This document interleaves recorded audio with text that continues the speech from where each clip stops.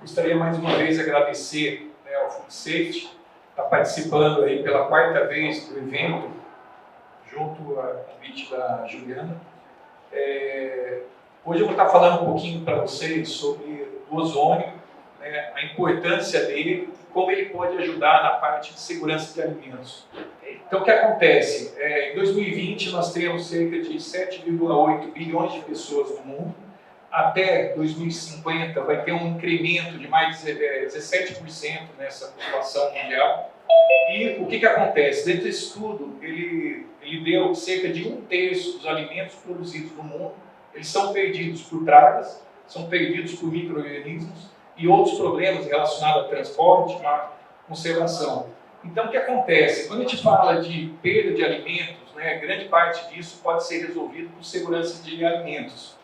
Então, isso afeta cerca de 50% da população mundial. Apesar que o mundo inteiro está crescendo em tecnologia, ainda passa fome. Quase de 50% da população mundial é malnutrida por uma deficiência. Então, o que acontece? Esse estudo da ONU mostrou que a gente não precisa aumentar a produção de alimentos do mundo. O que a gente precisa fazer é criar soluções que melhorem os processos de sanitização e controle de pragas. E, através disso, o ozônio ele pode ajudar, e eu vou estar mostrando para vocês como. Hoje, o ozônio tem diversas vantagens. Ele pode eliminar todos os tipos de micro-organismos, tanto patógenos como deteriorantes. A gente pode fazer desinfecção de equipamentos, ambientes, embalagens e alimentos. Ele é um excelente inseticida natural, ele substitui o gás fosfino, ele pode ser usado em áreas de alimentos.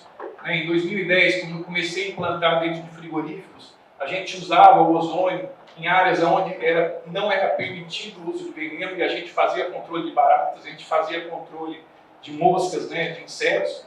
Ele degrada microtoxinas. É possível usar o ozônio em um alimento que existe um alto nível de microtoxina, e dependendo da concentração que eu utilizo, eu consigo reduzir esse nível de toxina. Existem estudos americanos, estudos na Embrapa, estudos no Brasil, que mostram uma redução de 80% a 90% da contaminação por microtoxina. E hoje tem uma procura muito grande no uso do ozônio para controle da aflatoxina, ocratocina, fumosilina, DOM. O ozônio também degrada agrotóxicos em alimentos e efluentes de processos. Ele melhora a cor, aroma e sabor em diversos alimentos.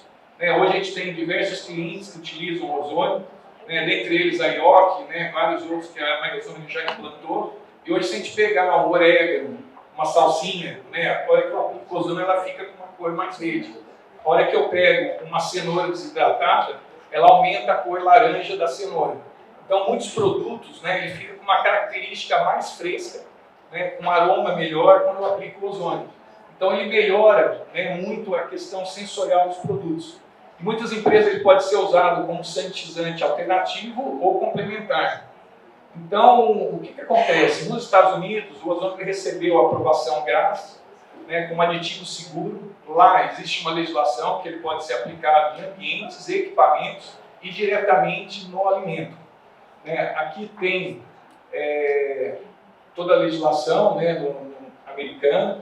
E uma coisa interessante que dentro da década de 90, os Estados Unidos ele usa o ozônio em alimentos desde 1903. Na década de 30, 80% das granjas americanas já usavam ozônio para controle de salmonela em ovos.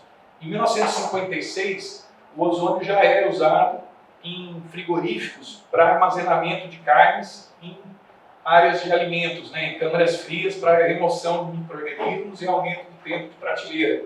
Então, isso teve um crescimento muito grande dentro dos Estados Unidos.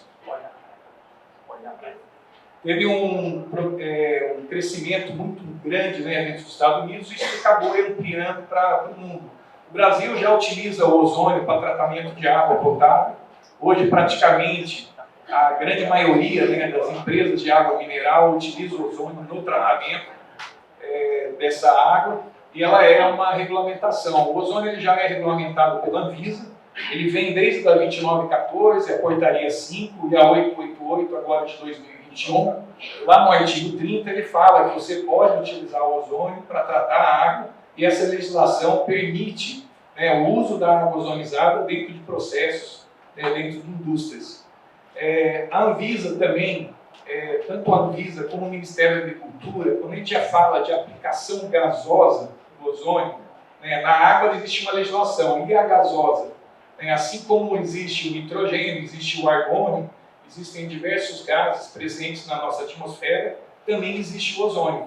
Tanto o MAPA como a Anvisa, ela reconhece o ozônio como uma atmosfera modificada. E não existe nenhuma RDC que regulamenta o uso de atmosferas modificadas para nitrogênio, para CO2 e para ozônio. Então ele é um gás permitido, né? Ele pode ser utilizado, ele é utilizado em diversas empresas, né? Hoje, grandes fabricantes de queijo utilizam nas câmaras de cura de queijo, grandes frigoríficos utilizam para reduzir carga de micro-organismos dentro de câmaras de frigoríficos, é utilizado em diversas partes. A única restrição que nós temos quando eu uso uma atmosfera modificada de ozônio, que ela também pode ser usada dentro de embalagens na hora de envasar o produto, né? Diferente de outros gases, o ozônio ele tem uma ação biocida, né, dentro do alimento, que ele vai eliminar ali o micro-organismo. A única restrição é uma legislação que nós temos dentro do Ministério do Trabalho, que o ozônio na forma gasosa, em alta concentração, ele é tóxico para o ser humano. Se eu inalar o gás ozônio, ele vai entrar dentro do pulmão, ele vai ressecar o líquido surfactante e as pessoas vão começar a ter falta e ter uma dificuldade respiratória. Aí, como eu trabalho, né? Ou eu aplico dentro do ambiente de trabalho fora de horário de expediente, né? Ou eu vou desinfetar a minha fábrica. Então, eu aplico, quando todas as pessoas vão embora da fábrica, eu aplico o gás. Ou eu aplico dentro de uma câmara. Eu coloco o produto dentro de um container gerado, dentro de uma câmara fria, removo as pessoas daquele local durante a aplicação, garanto que as pessoas não vão entrar dentro do local. Quando eu comecei a implantar dentro do frigorífico Bertin, em 2010, o que a gente fazia? Existiam procedimentos que o chefe do setor colocava um cadeado para que outro funcionário não entrasse dentro daquele período, durante a aplicação. A grande vantagem é que o ozônio, ele é o O3, é um gás produzido a partir do oxigênio.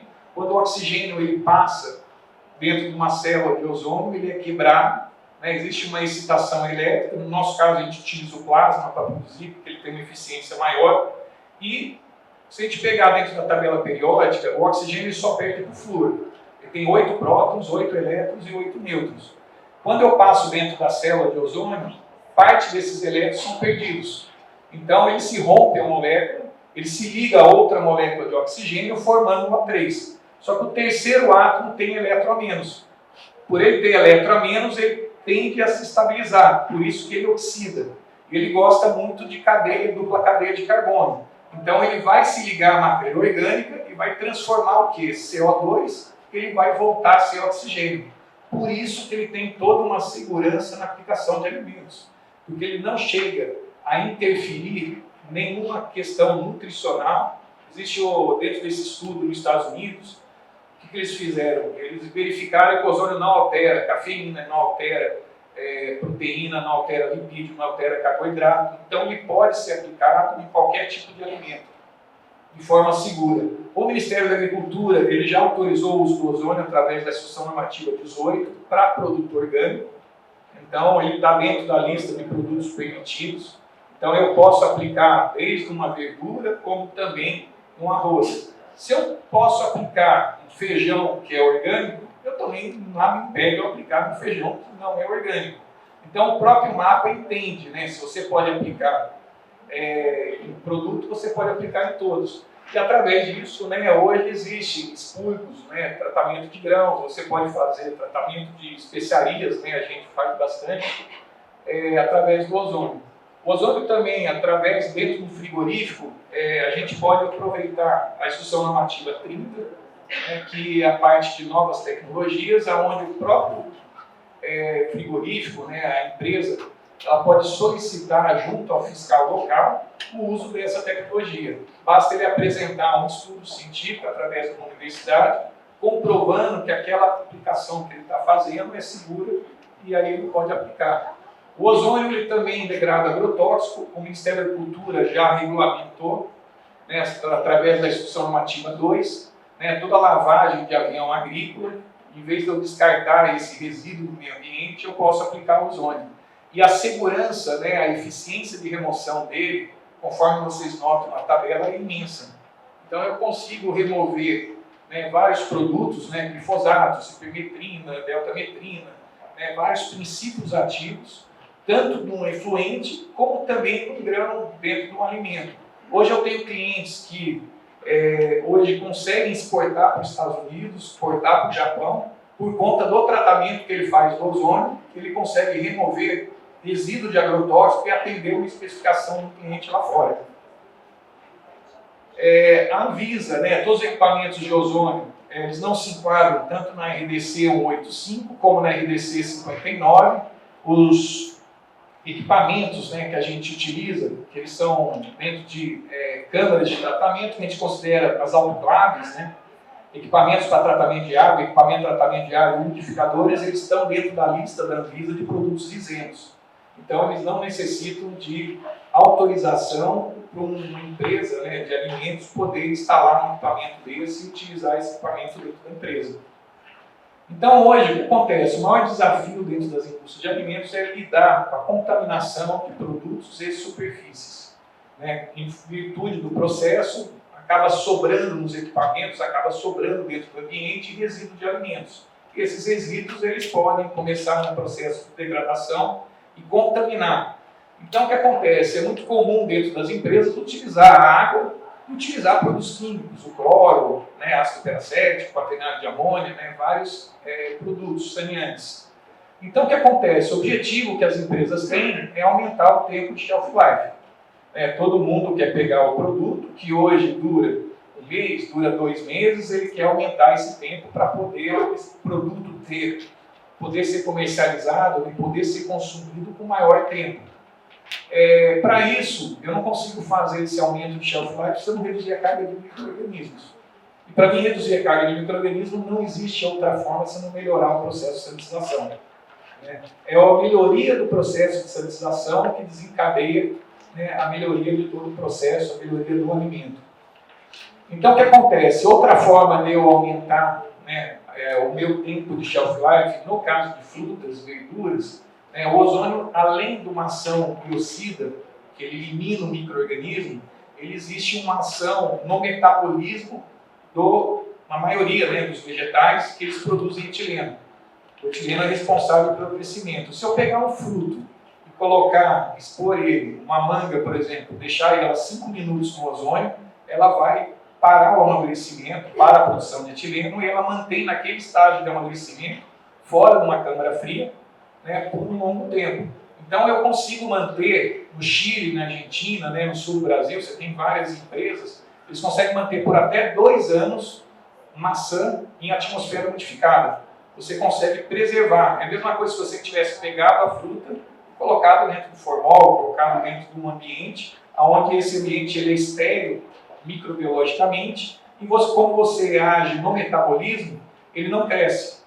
Então, quando eu comecei a implantar o ozônio lá atrás, eu tinha grandes exportadores de flores e ele vendia mudas.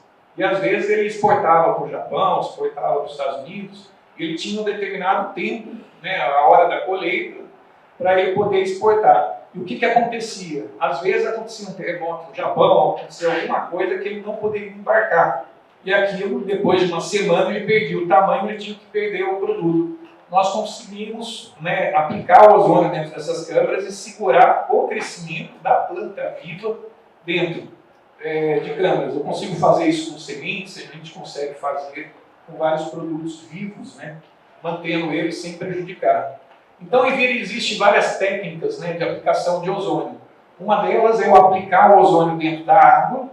A partir do momento que ele entra na água, ele reage quimicamente com a água, ele vai formar um hidroperóxido, vai formar radical de hidroxila, vai formar superóxido, vai formar uma solução sanitizante, que dependendo da concentração, assim como o cloro, eu posso ter 0,1 ppm de cloro e ter uma água da piscina limpa.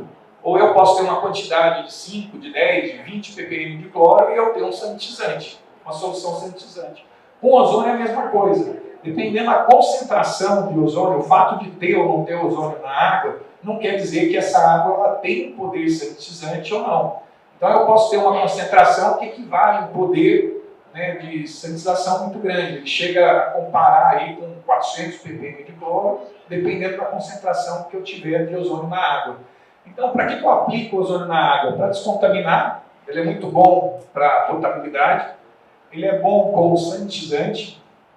Então, eu aumento a concentração, eu passo a ter uma solução para lavar uma verdura, lavar um equipamento, lavar um ambiente. Ele é bom para remover ferro e manganês da água, assim como ele remove cianeto, poluentes fenólicos, remove compostos de cor e odor. Então, no frigorífico, eu posso aplicar na água, às vezes uma água com mau cheiro, eu consigo tirar o mau cheiro da água e ele ir para o efluente.